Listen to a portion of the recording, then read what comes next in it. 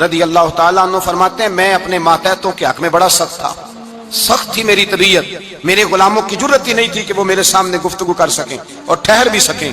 فرماتے ہیں جس دن میں کلمہ پڑھنے گیا، جس دن میں حضور کی بارگاہ میں، تو میں نے کہا حضور کوئی خاص نصیحت؟ تو نبی پاک نے فرمایا میری نصیحت تیرے لیے یہ ہے کہ جیسا تو نے کھانا ہے ویسا ہی غلام کو کھلانا ہے، جیسا تو نے پہننا ہے ویسا ہی غلام کو پہنانا ہے۔ حضرت ابو ذر کہتے ہیں جو میرے اندر کمی تھی وہی میرے نبی نے نصیحت کر دی، جو میرے اندر کوتاہی تھی وہی غیب جاننے والے رسول نے بتلا دی۔ فرماتے ہیں میں گھر گیا، جب میں جاتا تھا تو ملازموں کا سانس خشک ہو جاتا تھا، وہ کانپنے ہانپنے لگتے تھے کہ جانے اب یہ کیا کرے گا۔ حضرت ابو ذر غفاری فرماتے ہیں میں گیا، ایک شخص سے میں نے کہا کھانا پکاؤ، کھانا پکایا، دسترخوان پہ لگایا اور اپنے سارے ملازموں کو کہا آؤ یار میرے ساتھ بیٹھ کے روٹی کھاؤ، آؤ سارے میرے ساتھ بیٹھ کے کھانا کھاؤ۔ فرماتے ہیں انہوں نے کھانا کھایا، پھر میں ان کو بازار لے گیا، جیسے کپڑے میں پہنتا تھا ویسے میں نے ان کے لیے بھی خریدے۔ فرماتے ہیں میرے غلام کہنے لگے آقا خیر تو ہے نا، خیریت تو ہے نا، کیا ہوا؟ مزاج مبارک تو ٹھیک ہے، کیا ہو گیا؟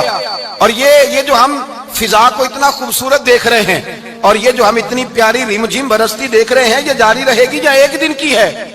تو حضرت ابو ذر غفاری رو پڑے، کہنے لگے اب تمہیں ابو ذر غفاری بدلا ہوا ملے گا، اس لیے کہ اب میں وہ نہیں رہا، اب میں رسول اللہ کا کلمہ پڑھ کے غلام مصطفیٰ بن گیا ہوں، اب میں بدل گیا ہوں، میری طبیعت بدل گئی۔ غلاموں کے حق میں حضرت مولا علی شیر خدا غلام کو لے کر کے گئے دکان پر، حضرت مولا علی غلام کو لے کر گئے کپڑے کی دکان پر، 2 جوڑے خریدے، ایک کم قیمت کا ایک زیادہ قیمت کا، ایک کم قیمت کا ایک زیادہ قیمت کا، 2 جوڑے خریدے۔ جب واپس لوٹے تو غلام سے کہنے لگے تو اپنا لے لے۔ غلام کو پتا تھا کہ اس زمانے میں ہوتا کیا تھا، اس نے کم قیمت کا جوڑا اٹھایا۔ حضرت علی فرمانے لگے عجیب آدمی ہے، یہ تو تیرا نہیں، یہ تو میرا ہے۔ اس نے کہا حضور کس طرح سے؟ آپ فرمانے لگے تیرے لیے قیمتی جوڑا اس لیے خریدا ہے کہ تو جوان ہے، اور میں نے اپنے لیے اس لیے چھوٹا خریدا ہے کہ میں تو اب بوڑھا ہو گیا ہوں، مجھے تو حاجت نہیں۔ کہنے لگا حضور بوڑھے اور جوان کا مطلب نہیں، آپ علی ہیں، من کنت مولا فہذا علی، علی مولا، علی مولا، آپ چونکہ مولا علی ہیں اور آپ امیر المومنین ہیں، لہذا آپ نے تخت پر بیٹھنا ہے، آپ نے سلطنت کو چلانا ہے، آپ پہ نہیں ہے۔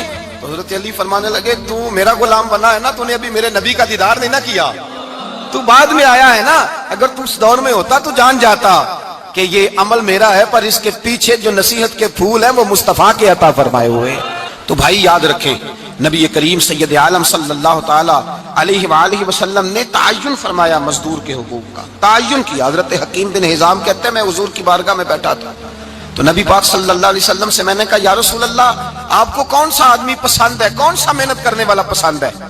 تو حضور نے فرمایا جس کے دونوں ہاتھ کام کریں، دونوں پیر چلیں اور اس کی پیشانی پر پسینہ آئے، وہ بندہ مجھے بڑا اچھا لگتا ہے۔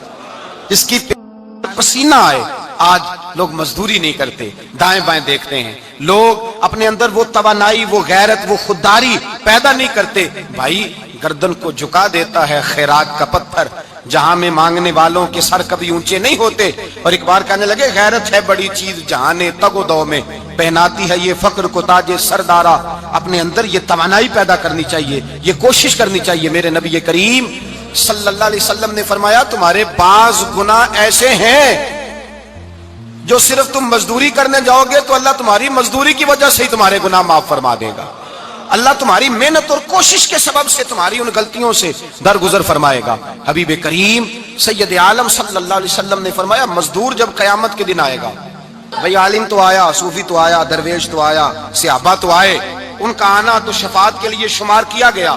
میرے مصطفیٰ نے فرمایا جب مزدور آئے گا، مزدور کی سب سے بڑی غلطی یہ ہے کہ مزدور اپنے آپ کو نیچ سمجھتا ہے، مزدور کی سب سے بڑی غلطی یہ ہے کہ یہ اپنے آپ کو چھوٹا سمجھتا ہے، اس کی زیادتی یہ ہے کہ یہ اپنی سوچ کو بڑا نہیں کرتا، یہ سمجھتا ہے نہیں کہ بھئی میں تو 2 ہاتھوں کی محنت کی کمائی کھاتا ہوں، یہ آرزو کرم اور میں آپ سے کروں، یہ بھیک اس کو دیجیے جس کا خدا نہ ہو۔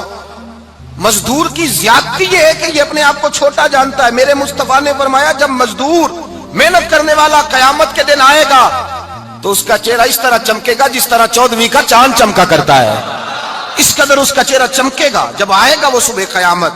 میرے بھائیو مزدور ایک عظیم شخصیت کا نام ہے، محنت کرنا، اپنے دونوں ہاتھوں سے مشقت کرنا، جدوجہد کرنا۔ مجھے کئی سارے لوگ، میں جب ملک کے مختلف گوشوں میں جاتا ہوں تو کئی سارے لوگ کہتے ہیں آپ کے ابا جی کا مزار کدھر ہے، آپ کس مزار کے سجادہ نشین ہیں؟ تو میں ان سے کہتا ہوں میں سجادہ نشین نہیں، میں تو کسان کا بیٹا ہوں، اور میں اس شخص کا بیٹا ہوں جو رات کو 2 بجے اٹھ کے بھی گھر سے نکلتے تھے 2 نفل پڑھ کے، تو ہم پوچھتے تھے کہ اماں جی ابا جی کہاں گئے؟ تو کہتے تھے چند کھیتوں کو پانی لگانا تھا، اور رات کو رخصت ہو گئے۔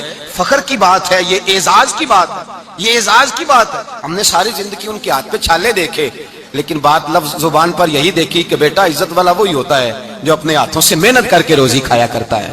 بھائی یاد رکھیں یہ اعزاز کی بات ہے، اعزاز کی۔ مزدور کا بیٹا فخر کرے، کسان کا بیٹا ناز کرے۔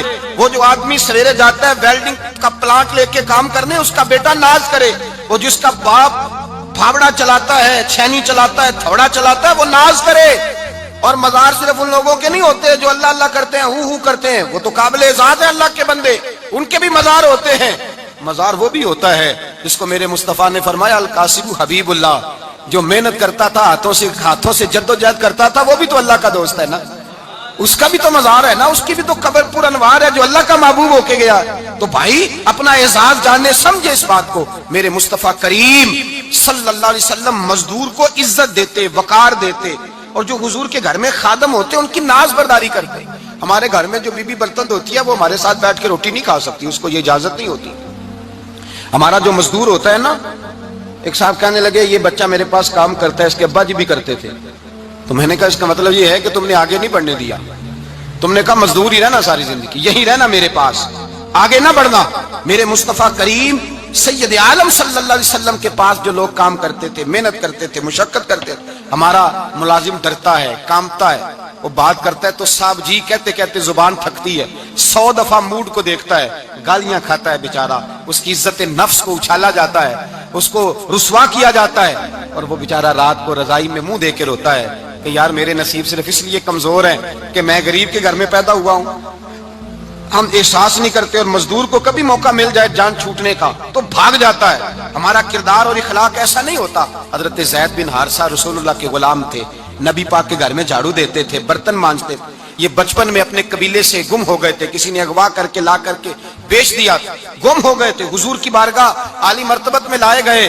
حضرت زید بن حارثہ سارا دن کام کاج کرتے، کوئی آدمی آیا ان کے علاقے کا مکہ مکرمہ، ان کو پہچان کر واپس گیا ان کے قبیلے میں، اور جا کے بتلایا کہ تمہارا بیٹا تو محمد ابن عبداللہ صلی اللہ علیہ وسلم کے پاس۔ اس وقت حضور نے بھی اعلان نبوت نہیں فرمایا تھا۔ ان کے والد حارثہ چچا لینے آئے، اور نبی پاک کے پاس آئے تو 2 تھیلیاں اشرفیوں کی بھر کے لائے، کہنے لگے حضور یہ پیسے لے لیں، 2 تھیلیوں میں پیسے ڈالیں، دینار ہے درہم ہے، حضور لے لیں، ہمارا بیٹا دے دیں۔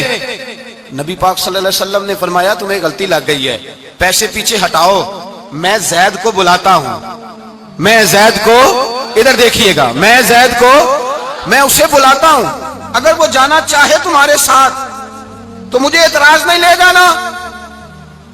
چچا اور باپ کہنے لگے آپ عجیب بات کرتے ہیں، وہ غلامی چھوڑ کے نہیں جائے گا، آپ عجیب بات کرتے ہیں، وہ مزدوری چھوڑ کے بادشاہی اختیار نہیں کرے گا، ہم کھاتے پیتے لوگ ہیں، اس کی ماں ترس گئی ہے، اس کو ملنے کو بہنیں روتی ہیں، وہ جائے گا نہیں۔ میرے حبیب نے فرمایا تم نے ابھی یہ ذائقہ چکھا نہیں، تمہیں اس کا پتہ نہیں، تو میں بلاتا ہوں، اگر جانا چاہے تو پیسوں کی ضرورت نہیں، لے جانا۔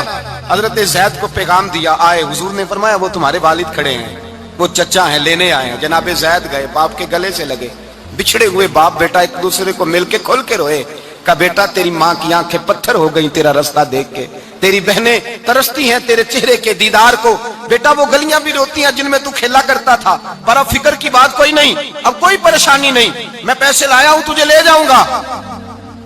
نبی پاک صلی اللہ علیہ وسلم نے دیکھا نا جب باپ بیٹے کی گفتگو ہو گئی، آنسو بہ گئے، بوجھ ہلکے ہو گئے، تو میرے کریم نے فرمایا زید اگر تم چچا کے ساتھ والد کے ساتھ جانا چاہو تو میری طرف سے اجازت ہے، تم جا سکتے ہو۔ یہ لفظ کہے تو جناب زید دوڑ کے حضور کے قدموں میں آ کے بیٹھ گئے، حضور کے قدموں میں بیٹھ گئے، اور گویا فاضل بریلوی علیہ رحمہ نقشہ بیان کرتے ہیں، کہنے لگے تیرے قدموں میں رہوں غیر کی ٹھوکر پہ نہ ڈال، میں جھڑکیاں کھاؤں کہاں چھوڑ کے صدقہ تیرا، اور تیرے قدموں میں جو ہے غیر کا منہ کیا دیکھے، کون نظروں پہ چڑھے دیکھ کے تلوا تیرا۔ کہنے لگے حضور میں نے نہیں جانا، میں یہیں رہوں گا۔ چچا اور باپ نے دیکھا تو کہنے لگے بیٹا تو غلامی چھوڑ کے نہیں جائے گا، تو ملازمت چھوڑ کے بادشاہی میں نہیں جائے گا۔ تو آپ کے والد کو آپ فرمانے لگے ابا جی ذرا 2 گھڑیاں یہاں رہ کے تو دیکھیں، یہاں 2 گھڑیاں رہ کے تو دیکھیں. فرمایا یہاں ملازموں کا وہ اعزاز ہے جو شہزادوں کا ہوا کرتا ہے, یہاں خادموں کی وہ عزت ہے. اور پتہ پھر ان کو مقام کیا ملا؟ یہ واحد صحابیاں جن کا نام اللہ نے قرآن پاک میں بیان فرمایا ہے, نام اللہ نے قرآن مجید میں بیان فرمایا. حضور کا اپنے غلاموں کے ساتھ جو تعلق تھا, اپنے ملازموں کے ساتھ جو رشتہ تھا. بڑا آدمی آتا ہے نا, بڑا آدمی, تو لوگوں کی سانس سوکھ جاتے ہیں, اٹھ کے ملتے ہیں, بڑا کچھ کرتے ہیں. مزدور آتا ہے تو لوگ اوے کہہ کے پکارتے ہیں. ان کو خبر ہی نہیں کہ اس شخص کا اعزاز کتنا ہے. حضرت انس بن مالک رضی اللہ تعالیٰ عنہ فرماتے ہیں میں چھوٹا سا تھا, میری اماں مجھے حضور کے گھر چھوڑ گئی. میں نے 10 سال نوکری کی نبی پاک کی. کتنے سال بولیے؟ 12ویں دن لوگ کہتے ہیں بس بھائی ختم ہو گیا, اب فرینکنس ہو گئی ہے, اب جو مرضی تیرے ساتھ کریں گے. 10 سال نوکری کی میں نے, لیکن جناب انس فرماتے ہیں نبی پاک نے کبھی مجھے اف تک بھی نہیں کہا تھا, اف تک بھی نہیں کہا تھا, اف تک بھی. حضور نے بھیجا جاؤ فلاں آدمی کو بلا کر کے لاؤ. حضرت انس بن مالک رضی اللہ تعالیٰ عنہ فرماتے ہیں میں بلانے گیا, بچہ تھا چھوٹا سا, رستے میں بچے کھیل رہے تھے تو میں ان کے ساتھ کھیلنے لگا, محو ہو گیا, مجھے پتہ ہی نہ چلا وقت کا. حضور نے جب مجھے بھیجا تو فرمایا جلدی جانا اور جلدی آنا. اب مجھے خبر ہی نہیں, بڑی دیر ہو گئی. حضور وہاں انتظار کر کر کے خود تشریف لائے. کہتے جب نبی پاک آئے تو میں بچوں کے ساتھ کھیل رہا تھا. حضور نے جب مجھے کھیلتے ہوئے دیکھا, میری اچانک نظر پڑی تو میرے ہوش اڑ گئے. حضور نے تو کہا تھا جلدی آنا, اور میں یہاں کھیلنے لگا, یہاں اتنا الجھا کہ مجھے خیال نہیں رہا کس کام آیا ہوں. حضرت انس فرماتے ہیں میں ڈرنے لگا, جیسے جیسے حضور قریب آتے میری ٹانگیں کانپتی. فرماتے ہیں جب نبی پاک قریب آئے تو قربان جاؤں معصوم آمنہ کے, فرماتے ہیں حضور نے میری گردن پہ تھپکی دی اور حضور نے ہنس کے فرمایا او بھائی لگتا ہے تو کھیل میں گم ہوا ہے تو تجھے یاد ہی نہیں رہا میں نے کس کام بھیجا تھا, تجھے یاد ہی نہیں رہا. کہا یا رسول اللہ صلی اللہ علیہ وسلم میں بھول گیا تھا, میں ابھی جاتا ہوں. کیا انداز ہے, کیا شفقت ہے, کیا رنگ ہے. حضور میں ابھی گیا اور ابھی آیا. نبی پاک نے فرمایا نہیں یار تو کھیل میں خود ہی چلا جاتا ہے, تو کھیل یہاں میں خود جاتا. یہ اعزاز, یہ فضیلت, یہ درجہ کس نے ذروں کو اٹھایا اور صحرا کر دیا, یہ کس نے قطروں کو ملایا اور دریا کر دیا, یہ کس کی حکمت نے یتیموں کو کیا در یتیم اور غلاموں کو دنیا بھر کا مولا کر دیا. یہ کس نے اتنا. میرے بھائی مزدور کو حضور نے اعزاز دیا. نبی پاک اپنے ہاتھ سے کام کرنے والے کے ساتھ اس نے سلوک کرتے, محبت کرتے, پیار کرتے. ایک بوڑھی اماں تھی جو مسجد میں جھاڑو دینے کی مزدوری کرتی تھی. کیا کام کرتی تھی؟ دعا کریں اللہ ہم سب کو مسجد کی صفائی کی توفیق عطا فرمائے. بوڑھی اماں تھی, مسجد کی صفائی کرتی تھی, نوکری کرتی تھی, بیمار ہو گئی. بخاری شریف میں موجود ہے اللہ کے محبوب صلی اللہ علیہ وسلم روز تیمارداری کرنے جاتے. ایک وقت ایسا آیا کہ دن میں 2 مرتبہ حضور تیمارداری کرنے جاتے. ایک شام نبی پاک نے فرمایا اس کا انتقال ہو جائے تو مجھے اطلاع کرنا. صحابہ کہتے ہیں رات کے وقت ان کا انتقال ہوا, ٹھنڈ کا موسم تھا, ہم نے حضور کو تکلیف دینا مناسب نہ سمجھا, ہم نے دفن کر دیا.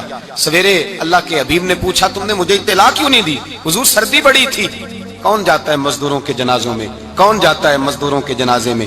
یہاں تو اب جنازے بھی سیاسی ہو گئے ہیں. اب تو کوئی بہت بڑا امیر آدمی فوت ہو جائے تو وہاں رش ہوتا ہے, وہاں رش ہوتا ہے. غریبوں کا تو جنازہ بھی کوئی نہیں پڑتا. حضرت جناب سیدنا ابو ہریرہ رضی اللہ تعالیٰ عنہ فرماتے ہیں حضور نے فرمایا مجھے اطلاع کیوں نہیں دی؟ تمہیں اس کے اعزاز کا نہیں پتا؟ وہ مزدور تھی, مسجد میں جھاڑو دیتی تھی, تم نے خبر ہی نہیں دی. حضور وصال ہو گیا, فرمایا چلو مجھے بتاؤ قبر کہاں ہے. حضور سارا کچھ جانتے ہیں لیکن یہ ساری تمہید اس لیے بیان کی کہ ایک مزدور کی شان واضح ہو جائے. فرمایا بتاؤ قبر کہاں ہے. صحابہ کہتے ہیں ہم قبر پہ لے گئے تو میرے نبی نے فرمایا صفے بلاؤ میں دوبارہ جنازہ پڑھاؤں گا.